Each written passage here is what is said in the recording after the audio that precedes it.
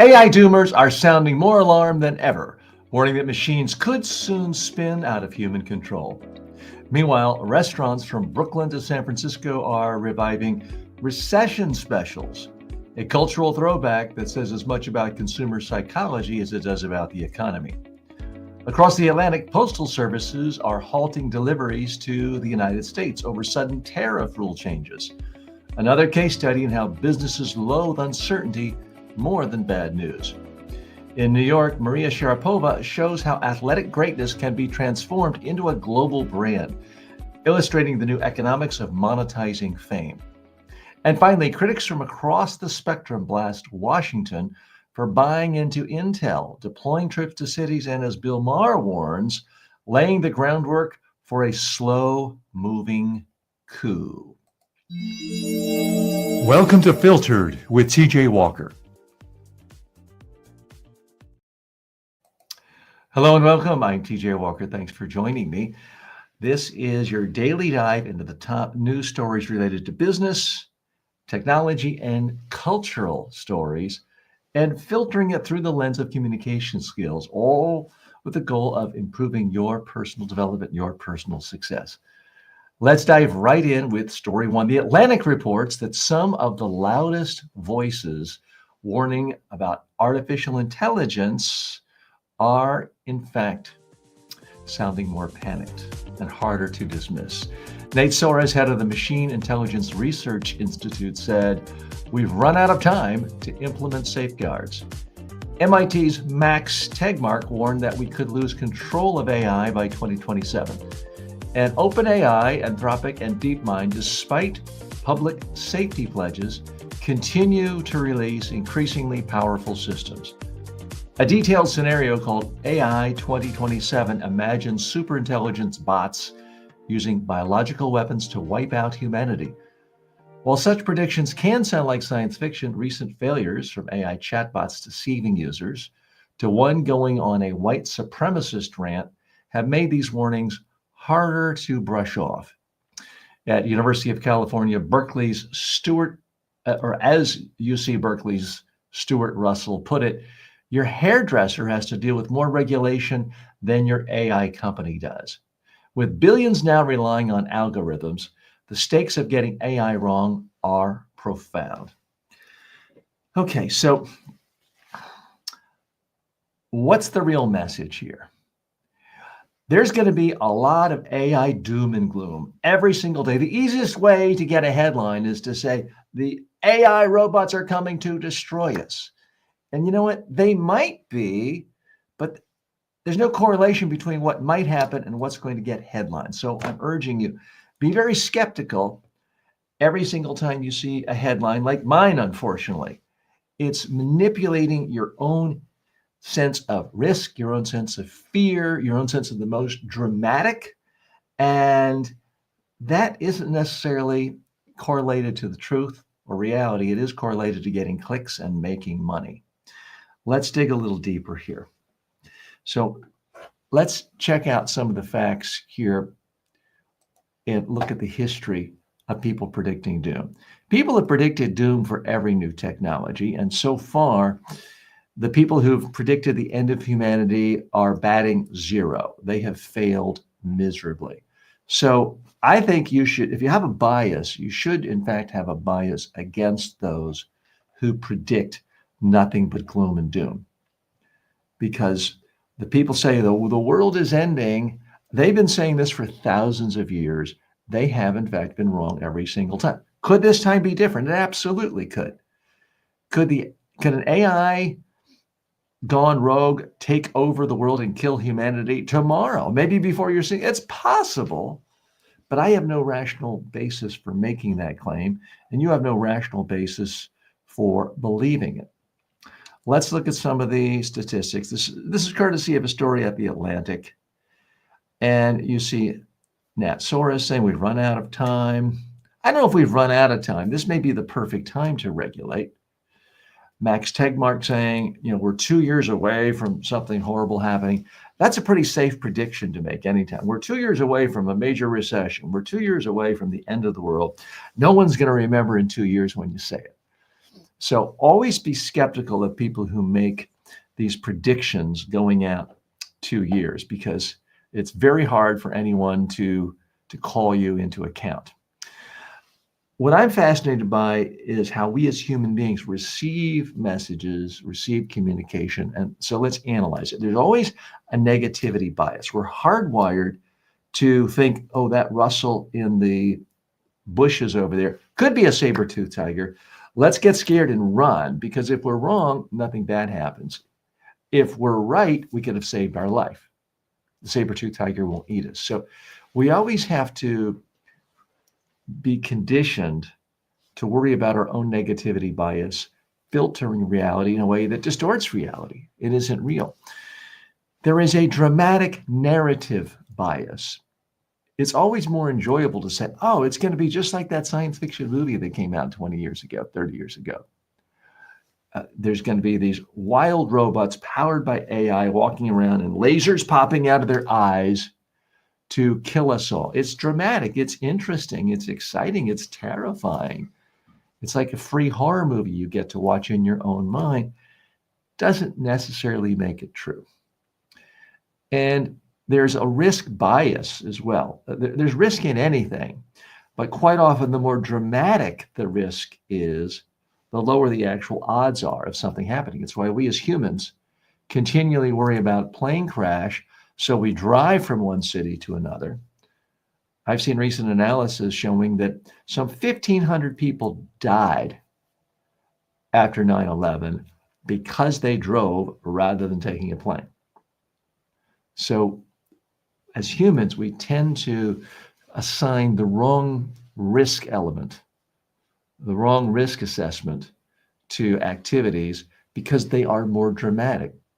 9/11 is more dramatic than the fact that tens of thousands of people die in car crashes every single year. But in fact, being in a plane is, generally speaking, the safest place you'll ever be, a commercial airline plane, that is. So there's all of these biases here that I think we have to take into account. Having said all that, let's get down to brass tacks. I do think we need regulation for artificial intelligence. There's no doubt about it, because it is simply more powerful than any technology we've ever seen. Now, I say that with one caveat.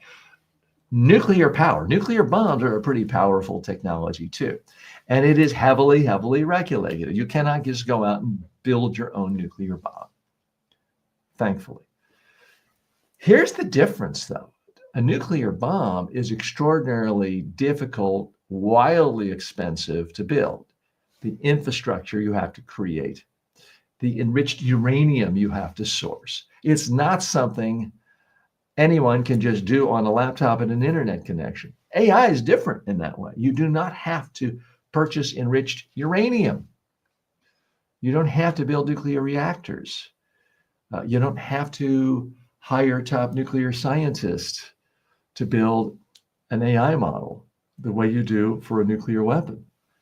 And nuclear power, nuclear bombs, nuclear energy does have tremendous regulatory framework about it, locally, at state levels, at federal government levels, nation states, and internationally. And I did have the privilege of spending a great deal of time doing communications training and personal development training with the International Atomic Energy Association. And these people really understand nuclear energy, and you've got people with PhDs in all sorts of sciences devoting their life to regulating, monitoring nuclear energy and atomic energy. We need something similar to that when it comes to what's happening with AI, because the quote I shared with you earlier about Stuart Russell in The Atlantic is absolutely true. Your hairdresser has to deal with more regulation than your AI company does. There is something profoundly messed up about that. Now, anytime there's a new technology, people get very excited. When automobiles started, people were dying left and right, much higher percentage than they are now. And it took a while for society to figure out how are we actually going to regulate this whole thing. It was like a while to say, oh, let's have seatbelts. Let's have everyone agree to drive on one side of the road. Well, let's figure out how to put regulation for speeding. All of those things came in and did make automotive travel so much more reliable and safer than when it was first originated. We need something similar to that with artificial intelligence. The difference is now you've got so many wildly successful, powerful, multi-billion dollars, in some case, trillion-dollar companies that can benefit from no regulation. And unlike a tiny little automobile manufacturer 100, 110, 115 years ago, these big trillion-dollar tech companies have clout, they have lobbyists, they have campaign contributions to politicians of both major parties here in the United States. So it's just much harder to pass any regulation that they find distasteful, that could slow them down, that could make them less profitable. But it is something we're going to really, really have to monitor carefully. And at some point, regulation is going to have to happen. I hope it is before there is any sort of major calamity. Back in a moment. We'll be right back after this break. Want to advertise here? You better be legit. No crypto, no junk food, no supplements. Go to tjwalker.com/advertise.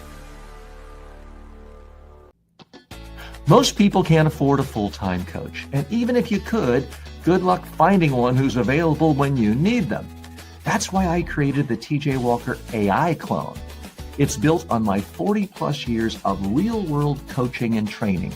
You get my exact advice, style, and frameworks instantly. Ask it how to handle a tough question, get feedback on your elevator pitch, rehearse your next big talk. This is the next generation of communication coaching. It's smarter than an app, more personal than a course, and always ready. Start using it today at tjwalker.ai. You'll wonder how you ever did without it. Want to advertise to ambitious upscale professionals who actually care about communication, success, and results? Go to tjwalker.com/advertise. And no, we don't take ads for crypto, supplements, or junk food. If you've ever struggled with nerves, unclear messaging, or just not being taken seriously, this is for you. I created the TJ Walker Success Library as a crash course in professional level communication. You get 5 downloadable books for just $9.95 that walk you through public speaking, media training, persuasive communication, confidence building, and daily practice routines. This is the same training I've delivered to presidents, CEOs, and leaders in 45 nations, boiled down and instantly accessible. Go to tjwalker.com/books and download them now. We are back. Thank you so much for joining me. This is Filtered with TJ Walker, where we look at the top news stories in business and technology and culture every day and filter it through the lens of communication skills and personal development skills. So a lot of fun stuff coming up. I'm so glad you're joining me live this Sunday morning. Special hello to our friends on Instagram. We don't always go live on Instagram. We're happy to be there today, and live as always on Facebook and YouTube, LinkedIn, and Twitch. So glad so many of you are joining us today. If you are watching this on demand, feel free to post your comments and your questions later. I do read every single comment, and happy you're with us. So let's hop right in with story 2. CNBC reports that restaurants and bars are reviving recession specials. A throwback to the Great Recession, from $6 gelato and espresso deals at Brooklyn's Clever Blends to San Francisco's Recession Combo Burger. Businesses are embracing economic anxiety as both marketing and relief for customers. The University of Michigan's latest data shows consumer sentiment slipping to 58.6, down from July's 61.7. Joanne Hsu, who directs the survey, said Americans are bracing for a slowdown and expecting weaker labor markets and higher unemployment. But recession chatter has a checkered record. In both 2023 and 2024, major outlets and top economists loudly predicted downturns that never came. Yet the idea struck, shaping consumer perceptions. And Robert Kiyosaki, for example, author of Rich Dad Poor Dad, has been predicting recessions for decades, almost always incorrectly. So while economic data may not show a crisis, perception itself is powerful, as Xu notes. People agree that the trajectory of the economy has soured. Okay, what's the real message here? Be very, very careful when you hear someone, especially if it's a guy in a suit, maybe with a tie, predicting a recession, because most of the time they are wrong. Nobody knows the future. I don't know the future. Will there be a recession in the future? Yes, there will. But will it be today, next month, 6 months from now, a year from now, or 7 years from now? I don't know. And without knowing the exact date, the prediction is 100% worthless. Okay, let's go a little deeper here. Nobody knows the future, but I can predict some things with absolute certainty. In the next week, you're going to see a handful of people who are rich, who are successful, who have been successful in other fields, who maybe sometimes have a great track record as investment managers, predict that we are headed right into a recession in the next 6 months. They're going to get a lot of media coverage. And some people are going to panic, and some people are going to sell, and they're going to end up losing money. Perhaps. Now, it may be that they're right. Some predictions of recession are correct, but most aren't. And those that are correct, it's quite often luck. This is not a personal finance show. I'm not here to tell you how to get rich. I'm certainly not here to tell you, buy this, sell this now. Here's the exact time when there is going to be a recession. But what I do know confidently is how people communicate scary idea. It's scary to think we are in a recession. It's very scary. If you literally did know when a recession is going to happen, it would make perfect logical sense to sell a lot of stocks, switch to bonds, short stocks. It would make all sorts of sense to do things immediately. But here's the thing, nobody really knows. I'm especially incensed by the Bloomberg survey, nothing against the Bloomberg organization, but they surveyed major economists. 100% of them predicted for late 2023 that the United States would be in a recession. We did not end up in a recession. How many of them said, oops, I was wrong? Virtually none of them. Nothing suggests sort of the seriousness of an investor, a pundit, an economist than to say, we are headed to a recession, tough times are coming. You sound serious. You get booked on major business shows like CNBC and Bloomberg TV and Fox Business News and CNN. And if you did make a prediction once and you got it right, like Dr. Doom, Nouriel Roubini, then the chance is you continue making extreme outlier predictions the rest of your career and you're always wrong. Even the guy who got the Great Recession right and what happened in all the mortgages, who made a lot of money from that, he's mostly been wrong ever since. So you've got to be extraordinarily wary anytime someone says, I know the future. And let's face it, when someone is predicting a recession, that is what they're doing. They're saying, I have a crystal ball. I am a god, essentially. I'm a deity. And you have to ask yourself, if someone really could see the future, they wouldn't be a millionaire. They wouldn't be a centimillionaire. They wouldn't be a billionaire. They'd be a multi-trillionaire. And so far, Elon Musk isn't quite there yet. Nobody in the world is a trillionaire, which to me, I logically deduce that means nobody really knows the future.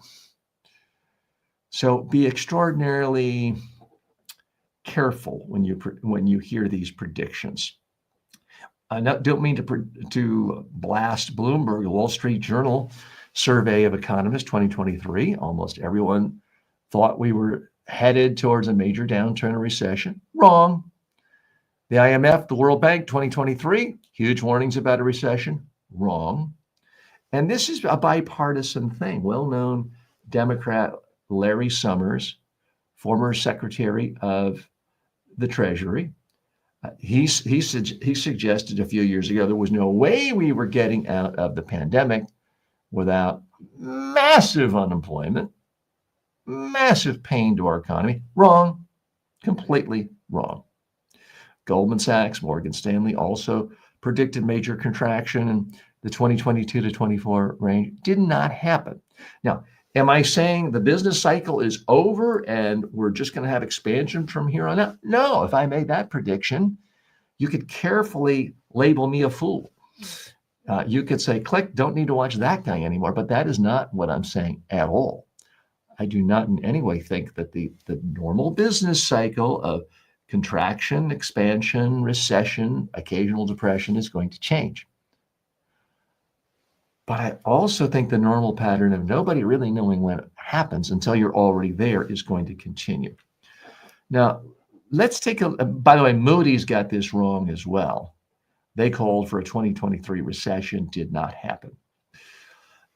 My favorite all-time biggest idiot when it comes to making economic predictions happens to be Robert Kiyosaki. He also, whether you want to say coincidentally or not, is the all-time best-selling author of a book on personal finance, Rich Dad, Poor Dad.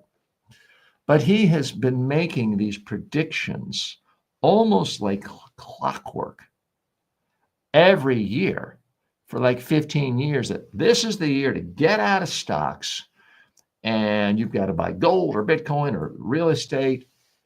And he's been wrong almost every time. Now, I should point out, if you make a prediction every single year for 20 years that a recession is coming next year, at some point you'll be right. But why should anyone place stock in your analysis if you're wrong most of the time? You shouldn't get any credit for occasionally being right. If you just say, teacher, I've got a clock here, you can't see it. What does the time say? And I just keep making predictions all day long. Yeah, I'll occasionally get it right. Does that mean I'm a seer? Does that mean I'm a prophet? No. So what are some of the communications issues with human beings that make us susceptible to this? There's the availability bias. People are always thinking, oh, this is just like this recession condition from the Great Recession. Or many economists, Lawrence Summers has been accused of this.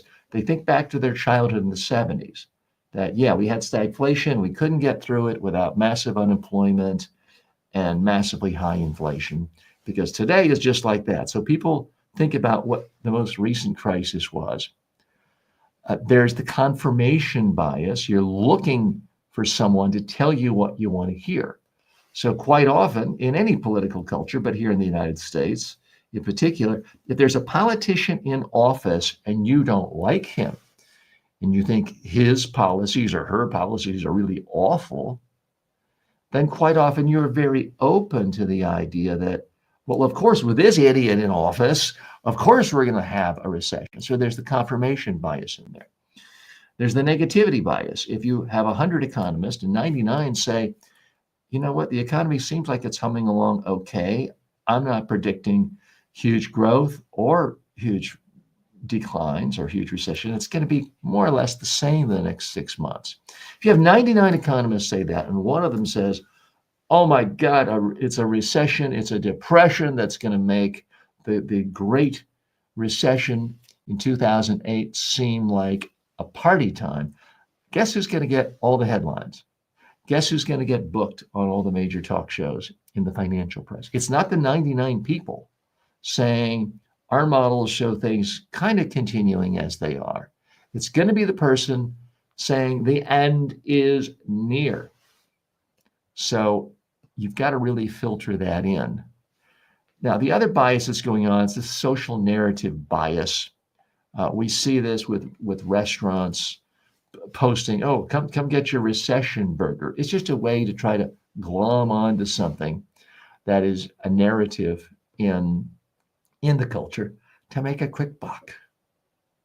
So that's really my warning to you is if you want to be more successful in life with your own personal investment decisions and how you invest your company's resources, you've got to learn to filter this out and to realize when people are preaching gloom and doom, quite often they have a financial incentive or they have a media attention incentive to do that.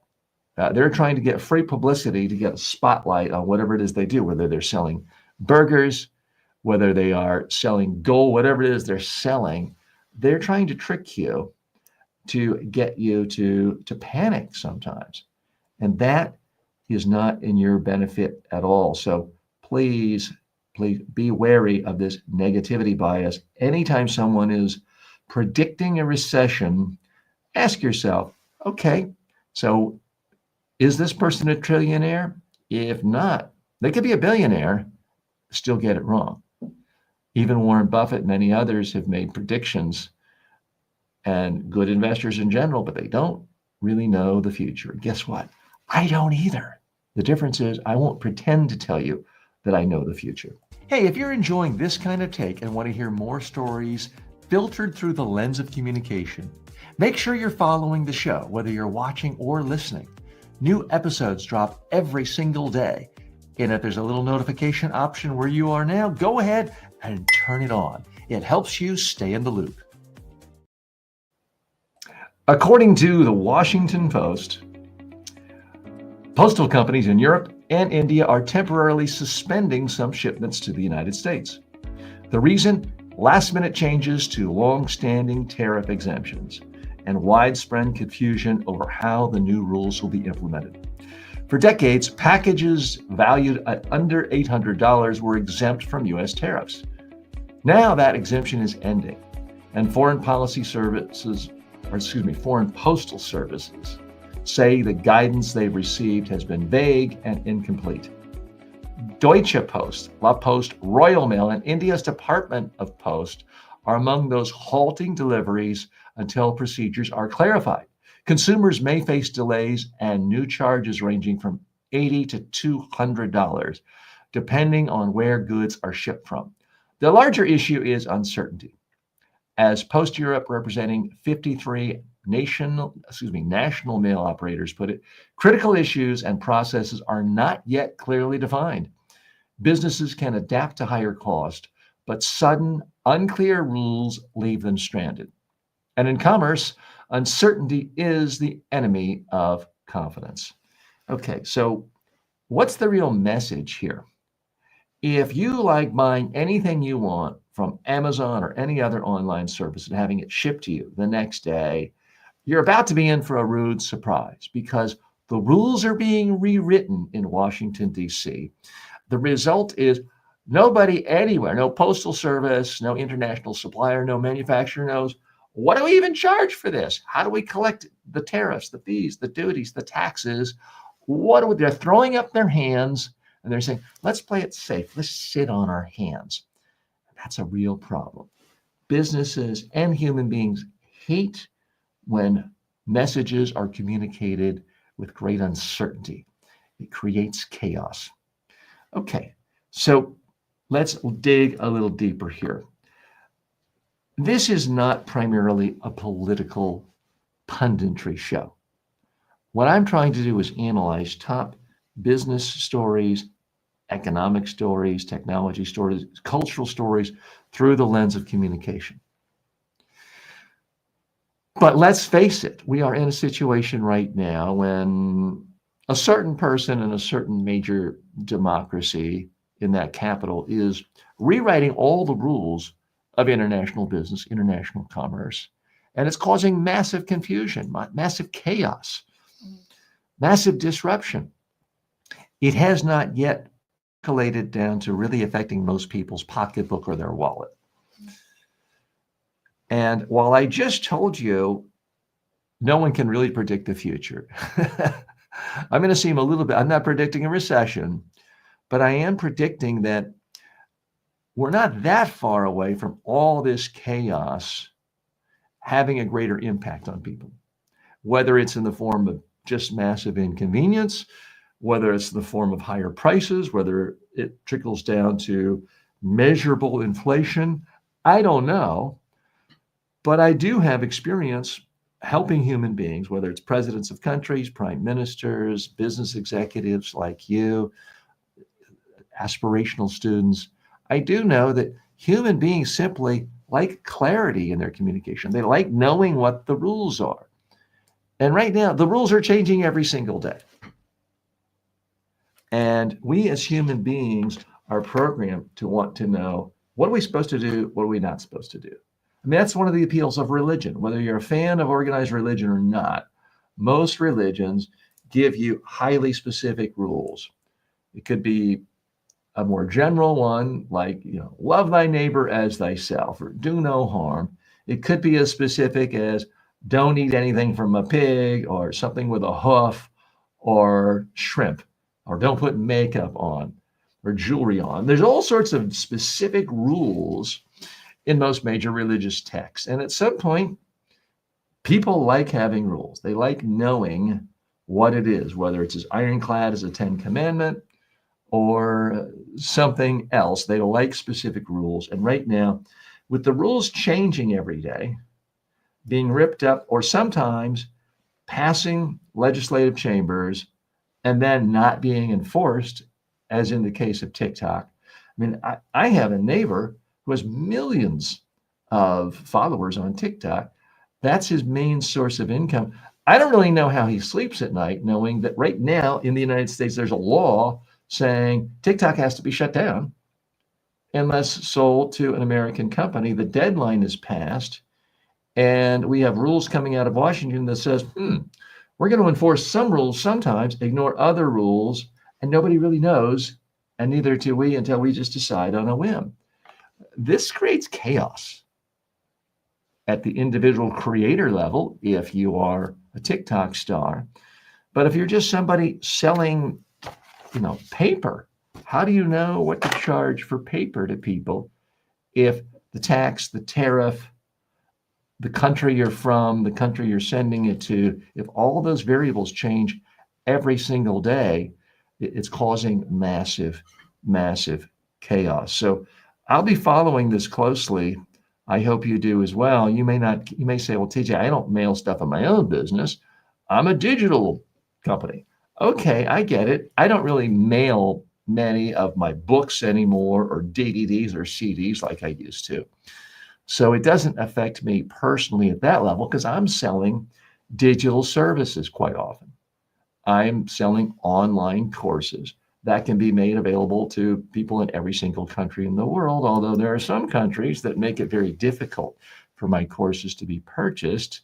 I think you can probably figure out which ones those are, or a big one in particular in Asia. But I'm not going to get into that debate today. But all of us still need actual physical stuff.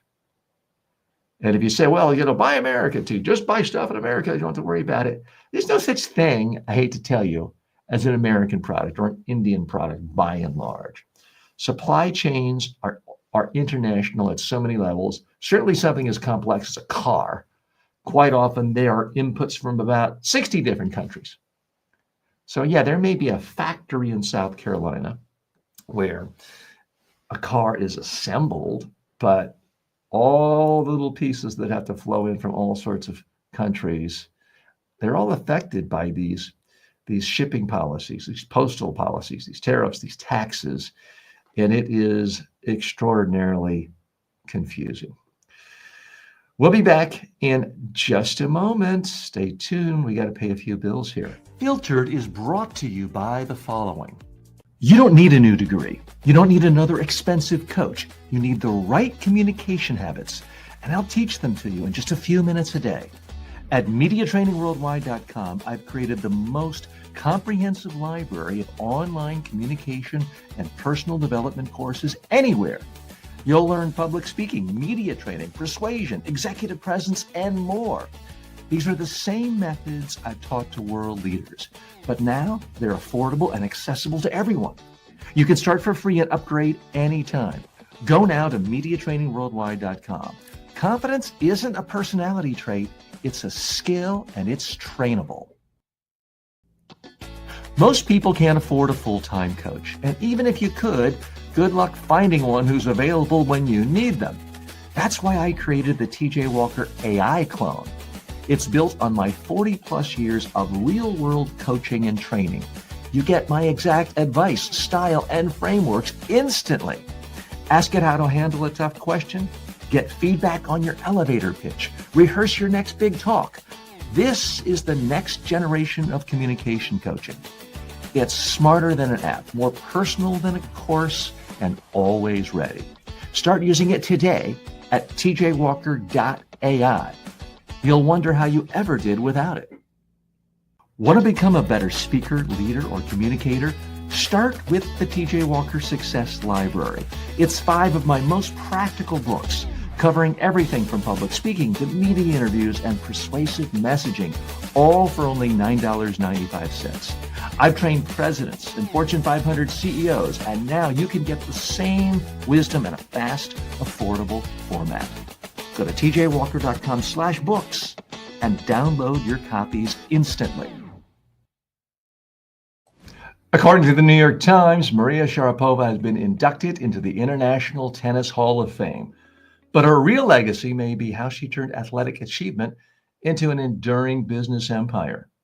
Sharapova was ranked world number 1 for just 21 weeks during her career, yet she was the highest paid female athlete for 11 straight years. She secured deals with Nike, Porsche, Tiffany, and Tag Heuer, and helped create the merger of sport and fashion that is now routine. Today, she's on the board of Moncler, speaks at Davos, and is launching a podcast with Vox Media. She invests in wellness startups and advises consumer brands. As she puts it, the qualities required to become a Hall of Fame athlete are pretty much the same qualities required to become a successful chief executive. Sharapova illustrates a larger truth. If you can be number 1 at something that captures public attention, you can transform that spotlight into lasting influence, wealth, and an entire business conglomerate. So what's the real message here? Maria Sharapova has made an absolute fortune because she had the drive, the tenacity to focus on being number 1 at one thing. Only then did she expand to this huge, gigantic fashion empire, business empire. That's the real lesson for you and me. Now, we can't all be as good looking as Maria Sharapova, but we can all focus and discipline ourselves and work hard to try to become number 1 at something, and then use that attention to get involved with other businesses, maybe at a smaller scale, but still do quite well. Okay, let's dig a little bit deeper here. It's obviously not completely new for someone to become famous and then get involved in a lot of businesses and be essentially an influencer. Martha Stewart did it well before there was an influencer, the name influencer. Jack LaLanne, those of you my age or older in the United States, remember this guy who started out in the 1930s. My mother was watching his exercise show in the 1960s, I vividly remember, and he was selling blenders and juices into his 90s. So there's a long-standing tradition of if someone has some level of fame, they can be like George Foreman, the George Foreman Grill. They can make a lot of money. What I fear is the tendency a lot of us say, well, I'm not going to be the number 1 tennis player in the world. Okay, I'm not either. And let's face it, a part of Maria Sharapova's huge success, why she was paid so much more than other female tennis stars, and forgive me if this seems crass or I'm not politically correct, or if this seems well, I apologize if this offends anyone, but I'm giving you objective truth here as I see it. She got that much money in part because she was articulate and well-known, but also she was simply better looking than her competitors. She was, to many people, men and women, the perfection of a female goddess, 6 feet tall, blonde, beautiful, the ice queen.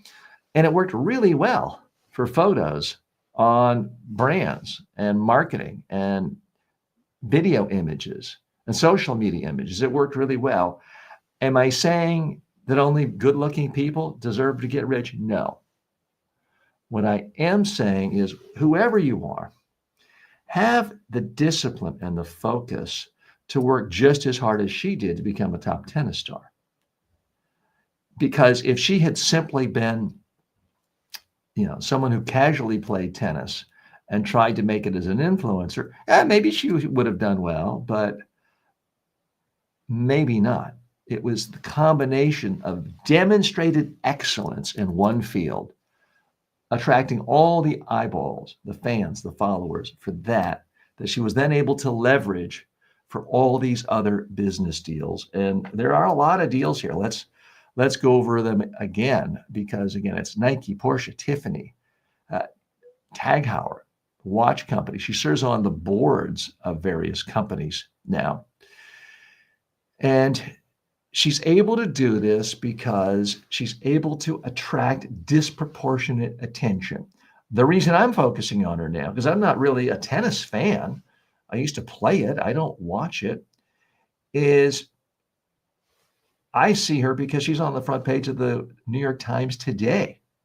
She did spend a lot of time thinking about the type of dresses she would wear in major competitions, was very early into this sense of how sports and fashion can meet together in a way that really can be jet fuel to a career. She did that.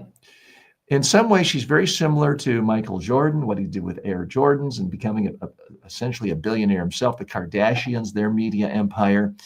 Now, there's the tendency to look at the Kardashians and say, well, they're just famous for being famous. They're a bunch of idiots. Well, you try it. I've worked with PR people and been at press conferences where Kim Kardashian was, and I'll never forget the time asking the publicist who hired him and paid her a lot of money. I said, what's it like working with Kim Kardashian? And she was 15 feet away, expecting, is she yelling, screaming, being diva-like? He said, TJ, you'll never meet anyone more professional. She shows up on time, knows her lines, no drama, and all the cameras come. So that's a skill set. It is a discipline, and she has exhibited it. One of the things that I think sometimes people are unfair with is that there is a sense of, okay, women, Kim Kardashian, Maria Sharapova, they didn't really deserve this. They're not like a Jack Welch. To many people, Jack Welch is still the prototypical image of what a CEO should look like. Sort of a grumpy old bald white man. He deserved it, yet these others didn't. Well, the reality is they have a lot of the same skill sets. They work hard. They build relationships. They focus on one thing at a time, trying to become number one at something. Now, Maria Sharapova, as I pointed out to you, was only number one in the world for 21 months. But for 11 years, she was the highest paid female athlete. But she leveraged the fact that she was number one. Jack Welch famously said, every one of our industries, we're either going to be number one or number two, or we're going to get at it. We can debate another day whether that got fiddled with at the end and perverted in a way that wasn't meaningful. But at some level, it is considered to be a good strategy.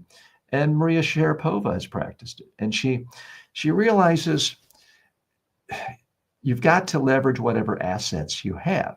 If you are incredibly good looking, and I'm not being sexist here, it applies to David Beckham, who has a lot of money coming from deals with fashion companies and his own fashion line, and his wife's a fashion designer. If you're an incredibly good looking person, male or female, then whatever clothes you're wearing are going to be more aspirational to millions of people. And it lends itself to those sorts of businesses. And she realized that, yeah, people do really scrutinize what an incredibly talented, good-looking, 6-foot-tall blonde woman is wearing. And she's leveraged that throughout her career. And you see a number of her dresses splashed throughout the front page of the New York Times website today. So she continues to leverage that in a way that's quite savvy.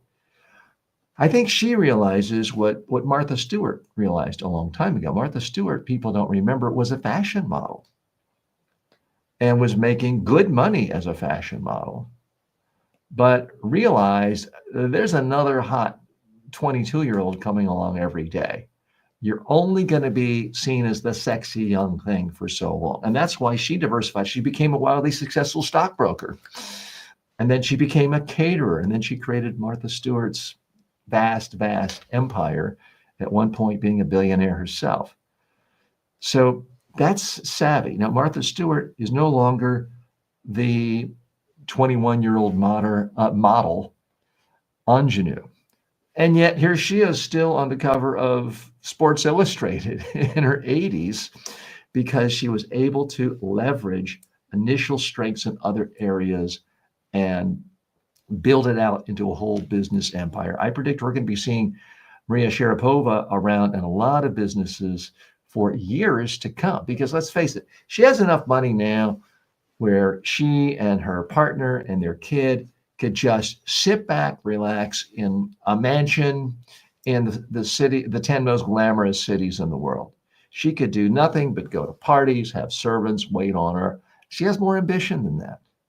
She's out giving speeches at Davos. Am I telling you she's a business genius and should be the next CEO of GE? No, she's not trying to be the CEO of GE. She's working on things she actually knows about. And that is why I predict we are going to see her around for quite some time, and she'll get to pick the businesses she wants to be involved with. So congratulations, Maria Sharapova. She, of course, being talked about right now because of the US Open, which is a major tennis tournament played in New York City. I used to go when I lived in the New York City area, but now that I'm in South Florida, I don't get to go down there, or I don't get to go up there to the tournament nearly as often.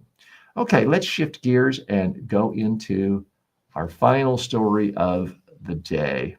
This is a tricky one. Okay. According to reporting from the Wall Street Journal, is drawing fire from both the right and the left. First, conservatives are openly criticizing the government's surprise purchase of a 10% stake in Intel. The deal, valued at $11 billion, was announced as a win for America's semiconductor future. But many on the right blasted it as a step toward socialism with an R next to its name. That's what Eric Erickson, well-known conservative podcaster and pundit, that's how he put it. Senator Rand Paul warned that government ownership of private industry is, quote, a terrible idea, while National Review said the state should not be in the chip business at all. At the same time, the administration is signaling Chicago may be the next city to face a federal crackdown. National Guard deployments have already taken place in Los Angeles and Washington, D.C., raising questions about the federal role in policing American streets. Chicago Mayor Brendan Johnson stressed that crime has been declining and said, quote, sending in the military is not one of the solutions. Into this environment stepped HBO host Bill Maher, who cautioned on Friday night that what we are witnessing could be a slow-moving coup. On his program, Real Time, Maher warned that normalizing militarized police forces and National Guard patrols could lay the groundwork for consolidating power in ways that outlast any single emergency. The common thread through these developments is uncertainty in economic policy and governance and in the balance of civil authority. Businesses fear unpredictable interventions like surprise ownership stakes. Cities worry about unclear lines between federal and local control, and commentators warn that blurred boundaries, left unchallenged, risk becoming the new norm. Okay, so what's the real message here? Washington, D.C. is out of control. The idea that our federal government is going to act like a mobster and tell Intel, hey, nice little company you got there. Be a shame if something happened to it. Why don't you just give me 10% of it? That's essentially what has happened. Now, there is a lot of talk that this is a new form of authoritarianism, new form of socialism, new form of fascism. It's really just mobsterism run amok. It's frankly depressing. Let's dig a little deeper here. So I am happy to see that a lot of principled conservatives like Eric Erickson, like Rand Paul, are calling this out for what it is. This is socialism. We have the head of it, let's give conservatives credit. For decades, for 60 years, conservatives, most often in the Republican Party, said there is a danger that socialism is creeping into American policy at the highest levels. And the idea of trying to have a socialistic government where the government controls what private sector does, what we want the free enterprise system to do, is going to be horrible. It's going to be disastrous. It's going to ruin the economy, and it's going to make us like Cuba, where basically everybody's poor and you're considered rich if you're driving a clunker 57 Chevy. That's what conservatives have told us for years, and it turned out they were right. We now are in a position where our government is socializing major industries by trying to take control. What happened with Intel last week is socialism. It's when you have the government taking over a business. Now, there have been times when big industries that employed millions of people couldn't quite get through a recession, and the government sort of props them up. It happened in the airlines industry. It happened in the automotive industry. It was meant as a way of keeping an industry from imploding. And even that was controversial. But the idea that Intel can't make it without the United States government suddenly owning 10% of it, the way a mobster says, nice little restaurant here, it'd be a shame if it burned down. Why don't you give me 10% off out of the cash register every night? That's what this seems like. It really seems like a shakedown. And it is another example of what's really going on in Washington today. And I'm glad to see Bill Maher pointing it out.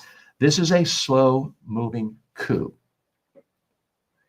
This is the government saying, we can do whatever we want. We can take over corporations, multi-billion-dollar corporations like Intel, and at least extract what we want.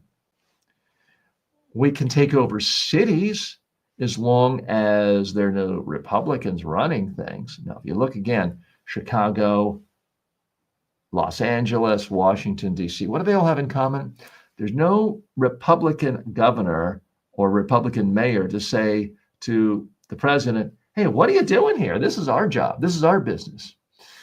This is a way for this administration to essentially, I don't use these words lightly. I don't mean to be an alarmist, but let's call it like it is. This is a chance for this government to lay the groundwork for essentially outlawing the Democratic Party.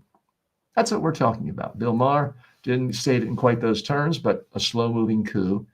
If you essentially outlaw or invalidate or take power away from any other party, or for that matter, any critic, you've staged a coup. Why even bother having an election? But if you do have an election, good luck with the vote count, because if you've eliminated or you have federal oversight from your team, your henchmen counting votes, it doesn't really matter who gets the most votes. Your team can simply say only your votes count. And I think we're very much headed that way. There was a taste of this, obviously, in 2020, when the head of this current administration was giving orders to secretaries of state, find me 11,000 more votes. It's going to be a lot easier to do in 2026, certainly in 2028, if we continue to see this pattern of the federal government saying, we're going to take over. And they've taken over Washington, D.C. They've had henchmen roaming the streets of L.A. Chicago is rumored to be next. It's happened in the private sector businesses. It's happened in city governments. But we're also seeing it with just private citizens. John Bolton, well-known Republican policy expert, foreign policy expert, a former official in the Trump administration, but dared to criticize Trump. He saw the full power of the federal government raiding his house last week. And no, this is not common. This is not standard business. This is what a thugocracy does. This is what a fascist government does. You could always say to a former official, hey, we want to see your files on this. We think maybe there was a security issue. We want to check it out. You could do that. That would have been the standard ploy.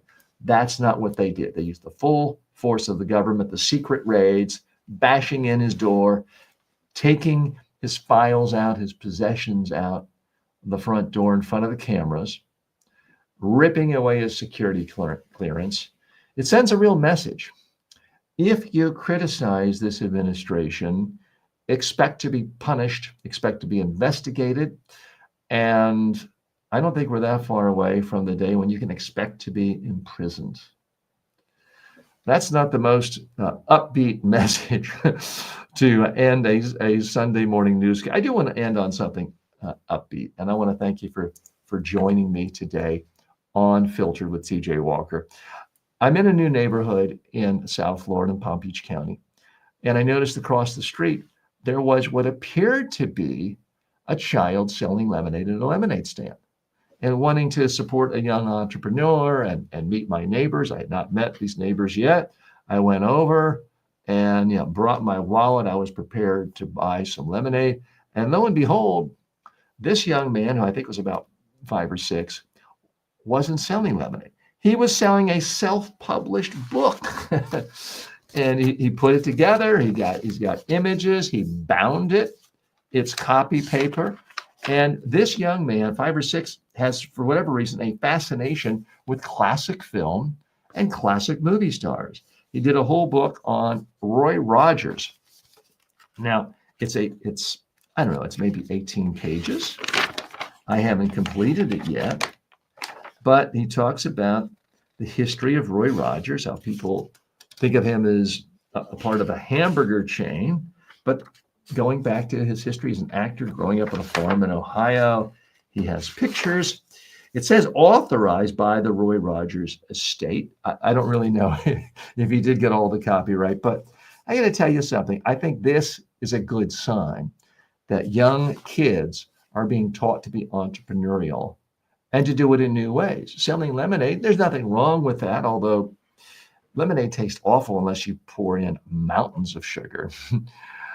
Nothing wrong with a lemonade stand, but to sell a piece of intellectual property, I think that's a sign of several things. It's a sign this young man is going places, number one. Number two, I think it is a sign that his parents care about him and are trying to do everything they can to prepare him for the future. Those of you who know me and have watched this show in the past or know anything what I'm about, I'm a big, huge fan of the business model of creating intellectual property, because you can create it once, and this is not in a digital format. This is paper, but books you can make digital. You create it once, you can sell it around the world, you can ship it around the world with a click of a button. You don't have to worry about the latest tariff or the latest tax at the post office. You make it once and it can work for you, and it can be sold again and again and again, watched, consumed for days, weeks, months, years, sometimes decades. And the beauty of intellectual property is it only takes one win. You could be set for life. Now, I'm not here to suggest that this thin little pamphlet on Roy Rogers is going to pay for my neighbor's college education, but it is giving him a mindset and starting down a path of a skill set that could create a product that would do that. So I really want to leave you with this idea of think about creating something. It could be a podcast. It could be a YouTube show. It could be an online course. It could be a novel. It could be a book. Create something. Now, I've been a creator most of my life, and confession, I've been a massive failure. I have 300 online courses. Most of them didn't really make much money, but I've had a couple dozen bestsellers. And I've had three courses that enough to pay for this house and a couple of others too. So it only takes one win. That's to me the beauty of creating intellectual property, and to be able to do it without spending money. And you can do it on a Sunday morning or a Saturday morning or your time. So please give some thought to being a creator and then communicating that. It doesn't matter if you're a full-time emergency room doctor or if you're working in a warehouse at Amazon. Nothing is preventing you today from creating and promoting your creations and selling it everywhere in the world. Thanks so much for joining me today. Every single day we look at the top news stories related to business and economics, technology, and culture, filtered through the lens of communication skills. I'll be traveling tomorrow. I'll probably be a late post tomorrow, but hope to see you tomorrow as well. Thanks.